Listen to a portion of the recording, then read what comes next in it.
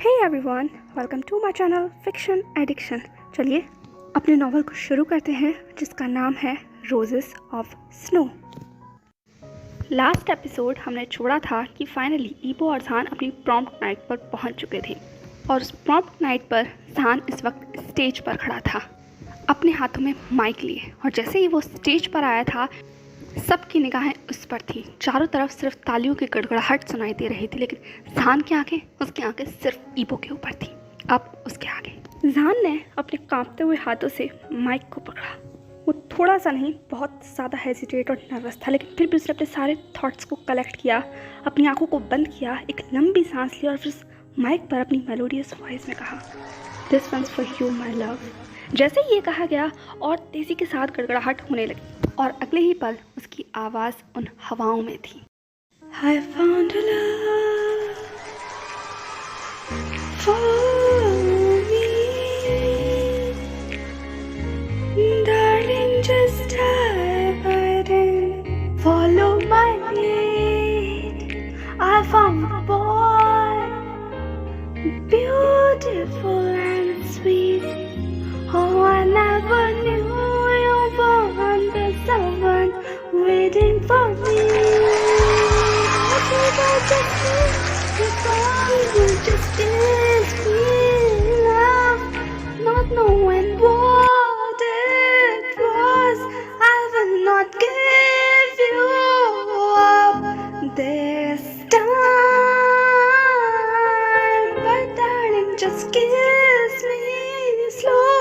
You are all my own, and in your eyes you're holding mine. Yes, it's you, baby. Baby, I'm dancing in the dark, you between my arms, barefoot on the grass, listening your favorite song.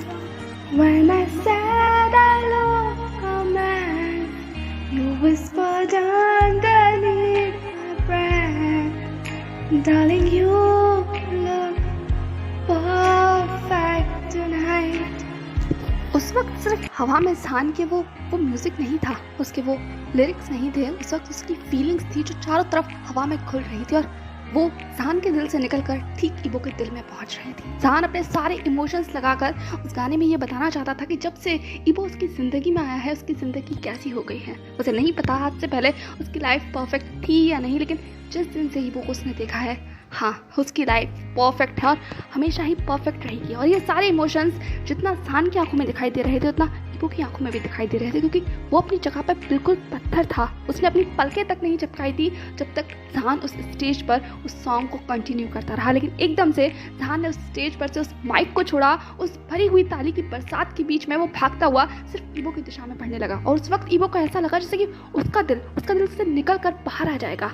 जहान ने ठीक कहा था, प्यार है, प्यार उन दोनों के बीच में है। फिर वो चाहे यांग की बातें हो जो उस वक्त उसके कान में गूंज रही हो, या फिर जहान का वो दिन, वो कन्फेशन वाली नाइट, वो सब कुछ एक तरफ और इस तरफ जहान का उसकी तरफ बढ़ना एक तरफ, और एक हवा के झोंके के साथ अगले ही पल जहान ईबो की बाहों में था। दोनों की भरी हुई दिल की धड़कनों के बीच में दोनों की आंखें शायद सब कुछ कह रही थी, सब कुछ, लेकिन होठ कांप रहे थे। हर तरफ तालियों का शोर था, लोग ना जाने क्या क्या कह रहे थे, उनके दोस्त भी उनको चीयर कर रहे थे, पर अभी इस वक्त किसी को कुछ सुनाई नहीं दे रहा था, कुछ भी नहीं। दोनों के हाथ एक दूसरे के हाथों में थे और धड़कनें शायद पोर तक पहुंच रही थी।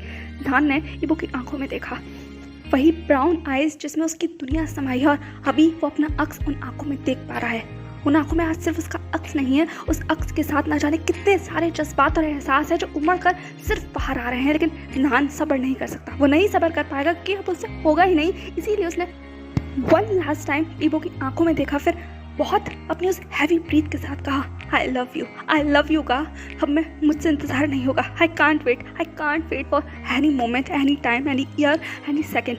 आई love you with my heart, soul and everything, each and everything with my all breath. I love पर इससे पहले कि जहान कुछ भी कहता, इस बार ईबो ने अपना एक स्टेप आगे बढ़ाया, उसके उस बोलते हुए होठों पर अपने होठों को रखा और लगभग इतना डीपली किस किया कि जैसे वो अपने सारे इमोशंस उस किस के थ्रू जहान को बताना चाहता है। दोनों कांप रहे थे, लेकिन दोनों एक दूसरे को सिर्फ उस वक्त किस कर रहे थे और उसका वो किस उस वक्त सबसे ज़्यादा हॉट चर्चा का विषय था। लोग हूट करना शुरू कर चुके थे, फिर वो जहान की चाहे फ्रेंड्स हो चाहे वहाँ पर खड़े हुए कितने भी सारे लोग हों। इस लाइव कन्फेशन को देखकर सबकी रूह जैसे कांप गई थी। सब लोग इस वक्त इस कन्फेशन में डूब चुके थे, लेकिन कोई और था जो हद से ज़्यादा डूबा हुआ था। ऊपर से लेकर नीचे तक वो था जहान और ईबो का वो पेयर जो इस वक्त अपनी ही दुनिया में था। दोनों का दिल एक ही रफ्तार में धड़क रहा था। दोनों एक दूसरे के अंदर इस वक्त शायद समाना चाहते थे, एक दूसरे को पाना चाहते थे, अपना बनाना चाहते थे हर हद तक। इसीलिए तो उस किस में कम्प्लीटली लीन हो गए, बिना इस बात की परवाह किए कि कौन उन्हें देख रहा है या कौन उनके बारे में क्या बात कर रहा है। नहीं, कोई मायने नहीं रखता, कुछ नहीं रखता। सिर्फ इस वक्त ये दोनों हैं, ये दोनों और उनकी वो हैवी ब्रीथिंग, धड़कता हुआ दिल और वो सारे जज्बात जो उनकी आंखों से निकलकर उनके होठों पर इस वक्त पहुंच चुके हैं। दोनों की आंखें बंद थी और वो किस तब तक चला जब तक कि दोनों ब्रीथ आउट नहीं हो गए। एट द लास्ट जब जहान ब्रीथ आउट हो चुका था, तब ईबो ने जहान को छोड़ा, दोनों के फॉरहेड को कनेक्ट किया और बहुत धीमी आवाज में कहा, I love you, I love you too, I love you too. And it was not just a confession, not only damn confession, it's just a life of both of them, जहान और ईबो। ये उनके लिए लाइफ थी, ये उनका life changing moment था। और जैसे ही जहान ने ईबो के अल्फाज सुने, उसने तुरंत अपने उस कांपते हुए आंखों को उठाकर ईबो की तरफ देखा। उन आंखों में आंसू थे, लेकिन इस बार ये आंसू किसी दुख के, किसी दर्द के या किसी तड़प के नहीं थे। इस बार ये आंसू उन सारे इंतजार का जैसे आंसर थे। और अगले ही पल वो आंसू उसके चेहरे पर लुढ़क गए, लेकिन ईबो ने सिर्फ उसकी आंखों में देखा, उन आंसुओं को पोंछा और अगले ही पल दोनों एक दूसरे की बाहों में फिर से थे। जहान ने कस कर ईबो को गले लगाया और बहुत धीमी आवाज में कहा, कभी छोड़कर मत जाना कहा, never leave me otherwise I will die. लेकिन ईबो कुछ भी सुनने के लिए तैयार नहीं था, क्योंकि उसने भी उसी इंटेंसिटी के साथ उसे गले लगाया और उसकी पीठ को सहलाने लगा। और उन दोनों को इस तरीके से देखकर जीही, जियांग, वैनलिंग, निहोसैंग, सूचैंग सबकी आंखों में आंसू थे। जहान का पूरा फ्रेंड सर्कल इस वक्त शायद सबसे ज़्यादा मुश्किल समय में और सबसे ज़्यादा बेस्ट समय में खड़ा हुआ था, क्योंकि वो खुद को संभाल नहीं पा रहे थे, इसीलिए उनके लिए मुश्किल था। और ये सब कुछ देखकर वो सारे इमोशंस में जैसे डूब गए थे। इसीलिए जीही ने तुरंत सूचैंग को गले लगाया और उसे बहुत कस कर गले लगाते हुए कहा, I also love you, I love you so much. वहीं दूसरी तरफ जियांग ने भी हाओशॉन को गले लगाया और दोनों अपनी ही दुनिया में जैसे खो गए थे। इस वक्त सिर्फ एक कन्फेशन नहीं हुआ था, यहाँ पर न जाने कितने सारे कन्फेशन हुए थे और वो पूरा हॉल अब बॉल रूम में कन्वर्ट हो गया था। धीमा धीमा म्यूजिक और लाइट म्यूजिक, रोमांटिक म्यूजिक उस पूरी हवाओं में फैल चुका था। बहुत सारे कन्फेशन आज उस दिन पर हुए थे, क्योंकि सिर्फ स्कूल का एक बैच पास आउट नहीं हुआ था, आज ना जाने बहुत सारे लोगों को अपना फर्स्ट लव मिला था। उन्होंने फर्स्ट टाइम कन्फेस किया था अपने पार्टनर के साथ। वो इस बॉल पार्टी में आए थे और उन्हीं की बाहों में वो आज डांस कर अपने एक न्यू फ्यूचर की तरफ देख रहे थे। ये सिर्फ एक प्रॉम्प्ट नाइट नहीं थी, ये फीलिंग से भरी हुई, इमोशन से भरी हुई ऐसी प्रॉम्प्ट नाइट थी जिसमें इस वक्त सब अपनी लव वंस की बाहों में थे और जो नहीं थे वो उन्हें मिस कर रहे थे, या यूँ कहो अगले साल खुद के लिए वो लव पार्टनर ढूंढने की पूरी कोशिश करने का ये प्रॉमिस कर रहे थे खुद से। पर जितनी ज़्यादा ये सीनरी ब्यूटीफुल नज़र आ रही थी, वहीं एक कोने में एक सीनरी ऐसी भी थी जो हद से ज़्यादा डार्क होती चली जा रही थी। वहाँ पर 3 लोगों का एक ग्रुप खड़ा हुआ था और तीनों की ही आंखों में शायद नफरत थी, हद से ज़्यादा नफरत। हैपेंग, उसके बगल में खड़ा हुआ वैनजूलियो और उसके बगल में खड़ी हुई वानलिंग जाओ। वैनजूलियो की आंखों में नफरत इसलिए थी क्योंकि वो इनमें से किसी को भी पसंद नहीं करता। ये सारे अमीरजादे लोग उसकी पहुंच से बाहर हैं, इसीलिए उन सबसे नफरत करता है क्योंकि वो सारी फैसिलिटीज़ उसके पास नहीं है। वहीं दूसरी तरफ हैपेंग की आंखों में नफरत इसलिए थी क्योंकि वो जहान को इस वक्त किसी और की बाहों में इतना ज़्यादा रोमांटिकली देख रहा था जैसा वो खुद के लिए चाहता था। जहान को उसने कन्फेस किया था, दिल से कन्फेस किया था, लेकिन जहान ने उसका प्यार ठुकरा दिया और अब वो किसी और के साथ यहाँ इस तरीके से शेमलेसली बिहेव कर रहा है उसके सामने। नहीं, ऐसा नहीं हो सकता। और वहीं दूसरी तरफ वैनलिंग जाओ इसलिए इन सबको नफरत से देख रही थी क्योंकि वो हैपेंग को पसंद करती थी, लेकिन हैपेंग का ध्यान हमेशा से सिर्फ जहान की तरफ होता था और यही चीज़ उसके अंदर नफरत बढ़ रही थी। वो बस सिर्फ जहान को सबक सिखाना चाहती थी। सारे स्कूल की अटेंशन इस वक्त उसे मिलते हुए देखकर वो सच में जहान को आज सबक सिखाना चाहती थी। इसीलिए उसने अपनी तीखी आवाज़ में कहा, क्या तुम सिर्फ ये सब कुछ ऐसे ही देखना चाहते हो? क्या कुछ करने का इरादा नहीं है? हैपेंग ने तुरंत अपनी निगाहों को मोड़कर उस वैनलिंग जाओ की तरफ किया और फिर कहा, तुम तैयार हो? वैनलिंग जाओ ने कहा, मैं तो बहुत देर से तैयार हूँ, सिर्फ तुम्हारे ऑर्डर का इंतजार है। ये कहते हुए बहुत सिडक्टिवली हैपेंग के हाथों को पकड़ने लगी। हैपेंग ने तुरंत अपना हाथ झटकते हुए कहा, मेरे करीब मत आओ, मेरे करीब तुम तभी आ सकती हो जब तुम ये काम कर दोगे, तो चलो तैयार हो जाओ। जैसे ही ये म्यूजिक खत्म होता है, तुम्हें पता है ना तुम्हें क्या करना है? ये कहते हुए हैपेंग ने वैनजूलियो की तरफ और फिर वैनलिंग जाओ की तरफ देखा। दोनों ने सिर्फ नोट किया। और वहीं दूसरी तरफ हमारे लव बर्ड्स इस वक्त अपनी ही दुनिया में थे। दोनों एक दूसरे की बाहों में बहुत धीमे धीमे म्यूजिक पर झूल रहे थे, एक दूसरे से बहुत सारी रोमांटिकली बातें कह रहे थे। वो बात अलग है कि जहान और ईबो बहुत शांत थे, लेकिन फिर भी वो बीच बीच में थोड़ी थोड़ी बातें कह ही रहे थे। जान अभी भी हेजिटेटली और नर्वसली ईबो की बाहों में सिमटा हुआ था और वहीं ईबो जान को बहुत पॉजिटिवली पकड़ कर खड़ा था, क्योंकि अभी भी उसके कान में जान का वो कन्फेशन गूंज रहा था। उसके फेस पर वो मुस्कुराहट खुद को आने से रोक ही नहीं पाई। ये म्यूजिक, ये सब कुछ ईबो के अंदर एक ऐसे इमोशंस को भर रहा था जो आज से पहले उसने कभी महसूस नहीं किए। उसके दिल की धड़कन इतनी ज़्यादा तेज थी जिस पर जान का इस वक्त सर रखा हुआ था जान सुन सकता था। जान ने एकदम से अपना सर उठाते हुए कहा, गा आप एक्साइटेड हैं? ईबो ऐसी बात सुनकर एकदम से ब्लश कर गया। उसने कहा, ऐसा कुछ नहीं है। जान ने कहा, झूठ मत बोलिए, मैं आपकी धड़कन को सुन सकता हूँ। ये कहते हुए उसने ईबो के हार्ट के ऊपर हाथ रख दिया और सच में जान अपने हाथ के नीचे ईबो की उन तेज बढ़ी हुई धड़कनों को सुन सकता था। और ये देखकर वो सिर्फ ईबो को अपनी उन शाइनिंग आईज से देखने लगा। दोनों के लफ्ज शांत थे, लेकिन दोनों ही जानते थे कि ईबो के दिल की धड़कन का ये हाल है तो जान भी कुछ अलग नहीं है। फाइनली वो डांस खत्म हो जाता है और अब सब लोग अपने अपने ग्रुप में खड़े हुए थे। हाँ, वो बात अलग है, पार्टी अभी भी चल रही थी, अनाउंसमेंट्स हो रही थी, लोगों को गिफ्ट डिस्ट्रीब्यूट किए जा रहे थे, सर्टिफिकेट डिस्ट्रीब्यूट किए जा रहे थे, लेकिन इस चीज़ से जहान के ग्रुप का कोई भी लेना देना नहीं था। हाँ, वो बात अलग है, जब किसी को बुलाया जाएगा स्टेज पर तो चले जा सकते हैं, लेकिन अभी वो लोग बातें कर रहे थे। जी सिर्फ अपने आंखों में स्टार्स लेकर जहान की तरफ देख रही थी। वहीं जियांग वो भी हाउशान की बाहों में सिर्फ जहान को देख रहा था और हाउशान इस वक्त घूर कर यहीं को टीजिंग स्माइल लेकर ईबो की तरफ देख रहा था और ईबो पूरी कोशिश कर रहा था कि इसकी निगाहें हाउशान से ना मिले, क्योंकि वो जानता था ये इंसान उसे मरते दम तक अब चिढ़ाने वाला है और न जाने इसके साथ क्या करेगा और ये तो ये यांग उसके साथ क्या करेगा। ये सब चीज़ें ईबो के दिमाग में थी, लेकिन वो इन सब चीज़ों पर ध्यान नहीं देना चाहता था। इसीलिए उसने जहान की वेस्ट में हाथ डालकर उसे अपने करीब कर रखा था, बिल्कुल ऐसे कि जैसे उसे डर है जहान के इधर उधर कहीं जाने का। तभी हाउशान ने अपनी टीजिंग वॉइस में कहा, बस करो, तुम्हारा ये बेबी कहीं नहीं जा रहा, ये यहीं रहेगा। और वैसे भी ऐसा लाइव कन्फेशन सुनने के बाद कौन हिम्मत करेगा इसे छूने की। ये कहते हुए हाउशान ने अपना फ़ोन ईबो के सामने कर दिया, जिसमें वही लाइव रिकॉर्डिंग थी जिसमें ईबो ने और जान ने एक दूसरे को कन्फेस किया था। जान का वो सॉन्ग और सबके बीच में खड़ा हुआ उन लोगों का वो कन्फेशन, और ये देखकर जान का चेहरा तो एकदम से खिल गया और ईबो के दिल की धड़कनें से रुक गई। वो उस वीडियो को कुछ देर तक ऐसे ही देखते रहे। जान ने तुरंत उस फ़ोन को छीनते हुए कहा, हाउशान का प्लीज़ प्लीज़ प्लीज़ ये वीडियो मुझे अभी दीजिए ना। हाउशान ने कहा, दे दूंगा, लिटिल चैम्प, इतना ज़्यादा फुदकने की ज़रूरत नहीं है, ये मेरे पास सेव है। ये कहते हुए उसने अपना फ़ोन वापस ले लिया और फिर ईबो की तरफ आंख मारते हुए कहा, ये वीडियो वैसे कहीं जा चुकी है। जान ने कहा, कहाँ? जी ने कहा, कहाँ? पर हाउशान की जवाब देने की जगह ईबो ने जवाब देते हुए कहा, यांग के पास, है ना? ये कहते हुए वो बहुत नैरो आइज कर हाउशान की तरफ देख रहा था और वही हाउशान हंस रहा था। उसने कहा, तुम मुझे बहुत अच्छे से जानते हो। और ये सब सुनकर उस पूरे ग्रुप में एक हंसी की लहर दौड़ गई। सब एक दूसरे को टीज करने लगे, बातें करने लगे। तभी स्टेज पर अनाउंस होता है इस वक्त डिस्ट्रीब्यूशन के लिए सर्टिफिकेट डिस्ट्रीब्यूशन होने वाले थे, इसीलिए जीही का नाम बुलाया जा रहा था। जीही के साथ जुचंग भी चला गया।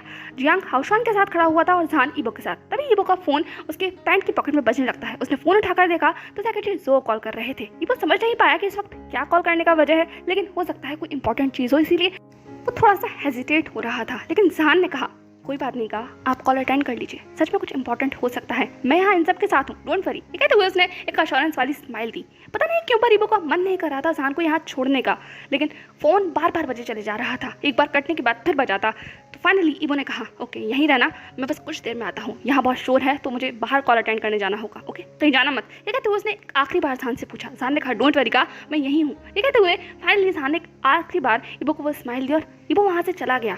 इसके बाद जियांग और हाउशान से बात करने लगा। तभी स्टेज पर इस बार जियांग का नाम अनाउंस होता है।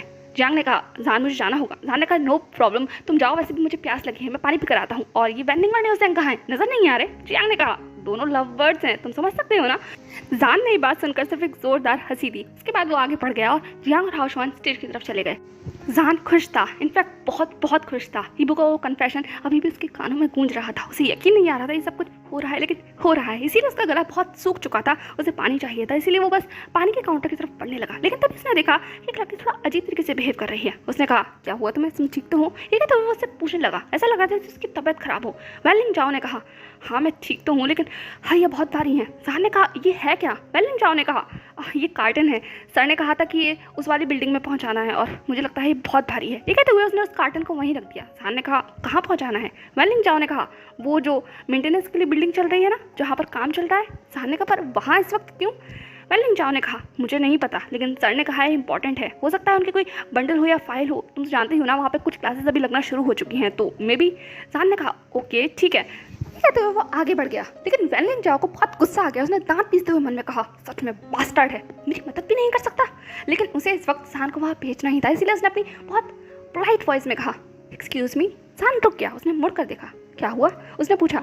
वेलिंग जाओ ने कहा, तो क्या तुम जहान ने कहा बताओ मुझे क्या हुआ। ये कहते हुए जहान पास में आ गया था। उसे फिक्र हो रही थी क्योंकि वेलिंग चाओ का चेहरा सब बहुत लाल नजर आ रहा था। ऐसा लग रहा था वो बहुत थकी हुई है या उसकी तबीयत खराब हो रही है। वेलिंग चाओ ने कहा अगर तुम बुरा ना मानो तो क्या तुम ये रख कर आ सकते हो प्लीज़। जहान ने वेलिंग चाओ की तरफ देखते हुए कहा मैं।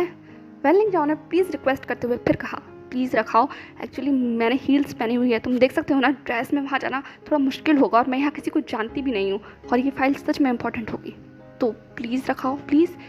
जहान मन में सोच रहा था कि वो बिल्डिंग थोड़ा दूर है, कंस्ट्रक्शन साइड में काम चल रहा है, वो वहाँ क्या करेगा जाके, और ऊपर से अभी हीबो भी इसके साथ नहीं है और कोई भी इसके साथ नहीं है, सब लोग बिजी हैं। जहान देख सकता था।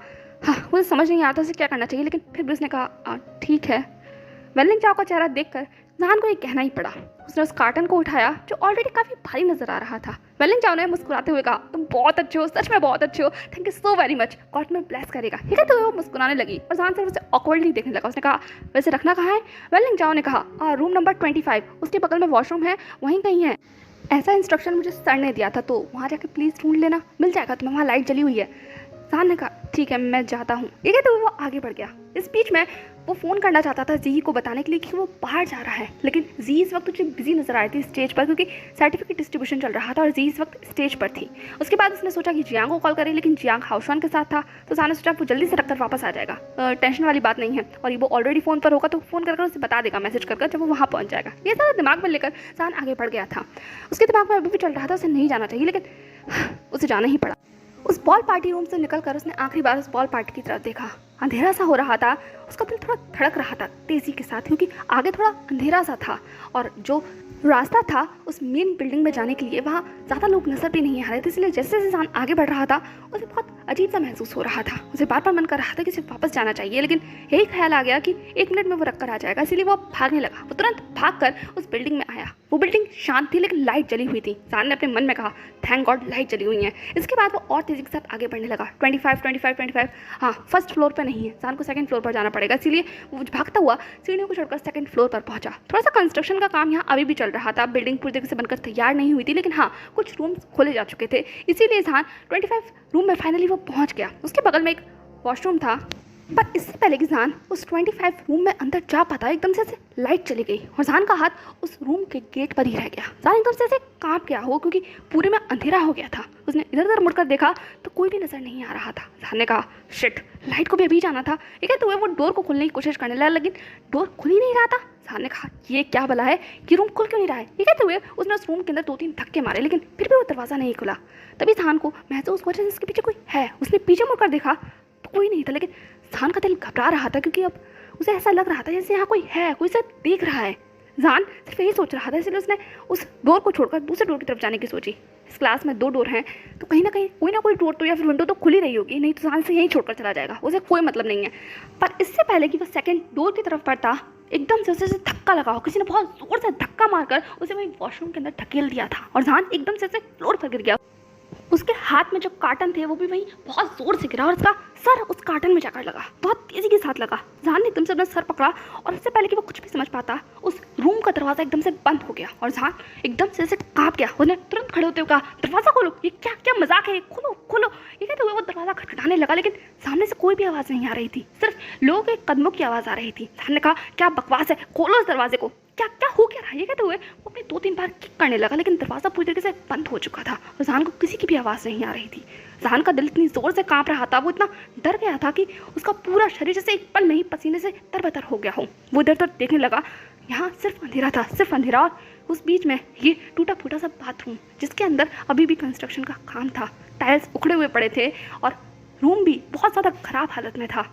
जहान ने तुरंत उस दरवाजे को दोबारा पीटते हुए कहा प्लीज़ खोल दो, ये मजाक का वक्त नहीं है, प्लीज़ खोलो खोलो। ये कहते हुए उसने दरवाजे पर बहुत तेज़ी के साथ मारा, लेकिन सामने से सिवाय एक हंसी के उसे कुछ सुनाई नहीं दिया। उस आवाज़ ने हंसते हुए कहा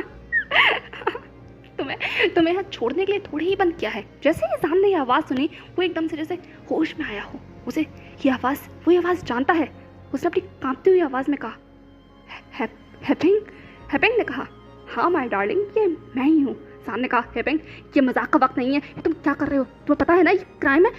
पर हैपिंग ने सिर्फ अपनी उस गंदी सी हंसी में हंसते हुए कहा क्राइम, अरे माय डार्लिंग, ये कोई क्राइम नहीं है, ये तो फन है। और वैसे भी किसी को क्या पता चलने वाला है कि मैंने तुम्हारे साथ क्या किया। यहाँ तुम्हारे और मेरे अलावा यहाँ कोई भी नहीं है। और हाँ, ये और है, एक और शख्स है। ये कहते हुए उसने सामने वाले शख्स की तरफ इशारा किया। उस शख्स की आवाज़ तो जान को नहीं आई, लेकिन जान समझ गया था जरूर ये वेंजुलियो होगा। जान ने कहा, वेंजुलियो, हैपिंग का दिमाग खराब है, पर तुम तो दिमाग से काम लो, ये सब कुछ ठीक नहीं है, ये सब ठीक नहीं है, तुम समझ रहे हो ना। ये कहते हुए वेंजुलियो को मनाने की कोशिश करने लगा, लेकिन वेंजुलियो वो तो सिर्फ वहाँ बुद्ध की तरह खड़ा हुआ था। उसे कोई फर्क नहीं पड़ रहा था, ना ही तो जान के चिल्लाने से, ना उसके गिड़गिड़ाने से, ना ही कुछ कहने से। वो तो बस अपने हाथ में रखे हुए उस फोन की तरफ देख रहा था जिसमें कोई टाइमर सा लगा हुआ था।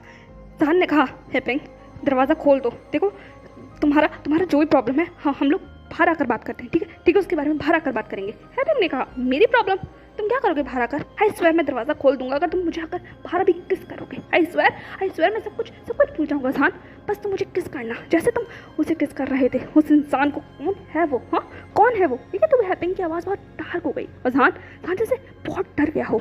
वो ईबू का चेहरा याद करने लगा। वो अभी तो अपनी गा के साथ था ना, और ये सब कुछ क्या हो गया?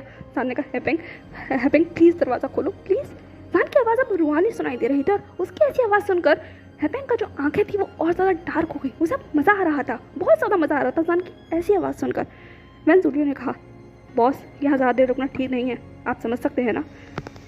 हैपिंग ने कहा, हाँ मैं समझ सकता हूँ, पर ये सब कुछ मुझे देखना है, मुझे मज़ा आ रहा है इसके साथ खेलने में।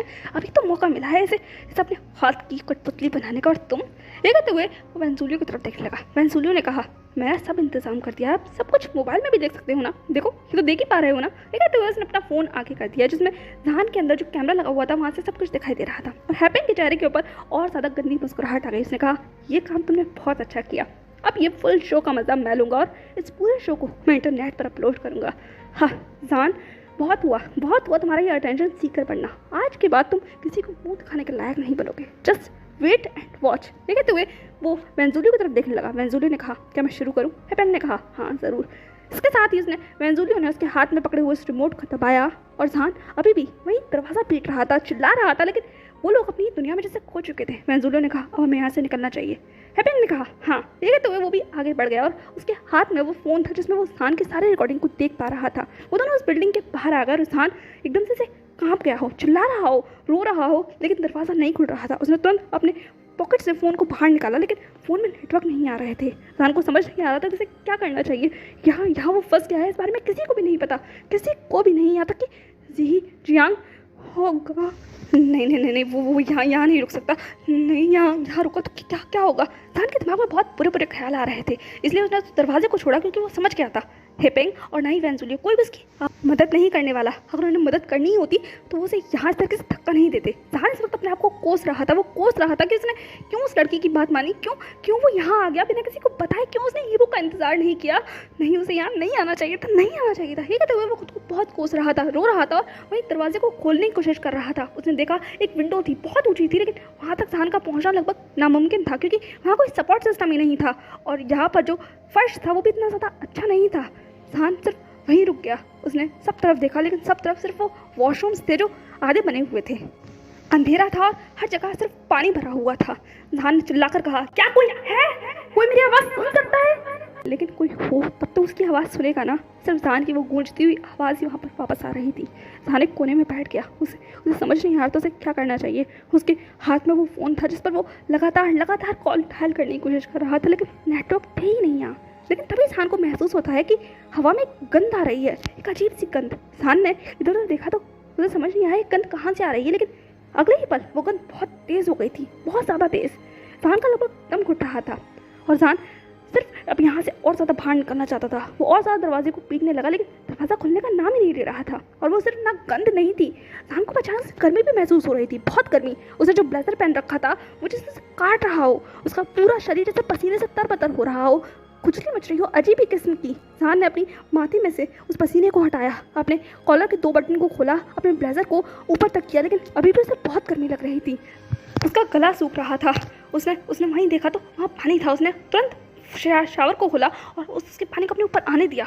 वो अपने चेहरे को धो रहा था, लेकिन गर्मी कम होने का नाम नहीं ले रही थी। उसका गला सूख रहा था। हमने कहा, ये क्या हो रहा है? यहाँ कुछ तो है, यहाँ इस हवा में कुछ है। जान के लहर सब काँप रहे थे। वो बहुत मुश्किल से उस स्लैब के ऊपर खड़ा हो पा रहा था, लेकिन उसे खुद की इस गर्मी को शांत करना था। उसने तुरंत उस ब्लेजर को उतारा, अपनी शर्ट के कुछ बटन्स को खोला और उस पानी को अपने चेहरे के ऊपर डालने लगा, अपने शरीर के ऊपर डालने लगा। लेकिन ये गर्मी, ना तो ये गर्मी कम हो रही थी, ना उसके गले में जो प्यास लग रही थी ये कम हो रही थी। उसके मन में एक अजीब अजीब से थॉट्स आ रहे थे, दिमाग जैसे सुन्न सा हो रहा हो और बस खुद के ही शरीर को जैसे काटने का मन कर रहा हो। और वो कर भी रहा था, वो अपने नाखूनों को अपने शरीर में गड़ा रहा था ताकि वो होश में बना रहे। वो समझ गया था यहाँ ज़रूर किसी भी प्रकार का कुछ केमिकल छिड़का गया है, जिससे उसे ये सब कुछ हेल्यूसिनेशन हो रहा है, उसे ये सारी क्रेविंग्स फील हो रही है, बहुत डार्कनेस फील हो रही है, खुद ही का शरीर से नम होता हुआ महसूस हो रहा है, ऊपर से ही गर्मी। इसका क्या कहना। जान ने उस स्लैब को छोड़ा और बहुत लड़खड़ाते कदमों के साथ वहीं बाथरूम की तरफ बढ़ा और उस शावर वाले बटन को खोला, जहाँ से बहुत तेज़ी से पानी उसके ऊपर आने लगा। वो पूरा भीग चुका था, लेकिन इंसान की गर्मी शांत होने का नाम ही नहीं ले रही थी। वो बस वहीं कोने में बैठ गया। उसका फ़ोन अभी भी उसके हाथ में था। उसने फिर एक बार नंबर डायल किया, लेकिन ना ही तो कॉल लग रहा था, ना ही नेटवर्क आ रहे थे। इंसान ने कहा, प्लीज़ प्लीज़ प्लीज़ ऐसा मत करो प्लीज़। नहीं कहा, आई वांट यू। या क्या हो रहा है, प्लीज़ प्लीज़ कॉल लग जाए। ठीक है, तो इंसान वहीं उस फ्लोर पर लेट गया। उसकी आंखों से लगातार आंसू बह रहे थे और हाथ कांप रहे थे। वो उस फ्लोर पर लिटरली रगड़ रहा था खुद को, ताकि अपने अंदर की इस क्रेविंग्स को शांत कर सके, लेकिन शांत नहीं हो पा रही थी। सब कुछ धुंधला हो रहा था। जान ने खुद को सुकेड़ कर एक कोने में किया और कुछ देर तक वो ट्राई करने की कोशिश करता रहा, इधर उधर कहीं नेटवर्क मिल जाए, और होपफुली ऐसा हुआ। अगले कुछ 10 मिनट के अंदर उसे एक पॉइंट नजर आया। जान ने एकदम से अपने आप को खड़ा किया। उसने कहा, हाँ थैंक गॉड। ठीक है, तो उसने फाइनली उस नंबर पर क्लिक किया। वो ईबो का नंबर था। उस नंबर को डायल करते वक्त जान का दिल कांप रहा था। वो रो रहा था, सच में रो रहा था, चिल्ला रहा था, चीख रहा था, लेकिन ईबो का फ़ोन डायल करके उसने अपने कान पर रखा, अपने कांपते हुए हाथों से, भीगते हुए शरीर से। लेकिन बैठ जाने की जगह सिर्फ जवाब आया, the person you have called is speaking someone else, please try again later. ठीक है, तो वह ने लिटरली अपना पैर उस दीवार में बहुत जोर से मारा। उसने कहा, फक नो, ऐसा नहीं हो सकता, गॉड प्लीज डोंट। जान को अब याद आया कि हाँ शायद ही वो बात कर रहा होगा। अब क्या हो सकता है उसे पता ही ना हो कि जान अभी तक उसके पास नहीं है। जान ने कहा, नहीं जी को कॉल लगाता हूँ। ठीक है, तो उसने जी का नंबर डायल किया, लेकिन जी ने कॉल पिक नहीं किया। जान का इस वक्त सच में ऐसा मन कर रहा था कि वो या तो खुद का गला घोट ले या फिर जो उसके सामने है उसको जान से मार डाले। वो बेकाबू हो रहा था। उसके पूरे हाथ पैर बहुत कांप रहे थे। उसका सर लगभग जैसे घूम चुका था। उसे होश बहुत नाम मात्र का था। उसने इस बार जियांग को कॉल लगाया। बेल जा रही थी। उसने अपने कान पर हाथ रखा, भगवान से सिर्फ यही दुआ करने लगा, प्लीज़ कॉल लग जाए, प्लीज़ जियांग कॉल उठाओ। ये कहते वक्त जान के पूरे बॉडी से जैसे वो सारी एनर्जी से कि गिर गई हो। वो वहीं फ्लोर पर लेट गया और फ़ोन से अभी भी वो बैल की आवाज़ सुनाई दे रही थी। जान उम्मीद लगभग छोड़ चुका था, तब अगले ही पल उसे आवाज़ आती है, हेलो। जान ऐसा महसूस कर रहा था जैसे कि उसे जीने की एक वजह मिल गई हो, वरना वो आज खत्म हो जाता। उसने अपनी कांपती हुई आवाज़ में कहा, Jiang help me please help me Jiang.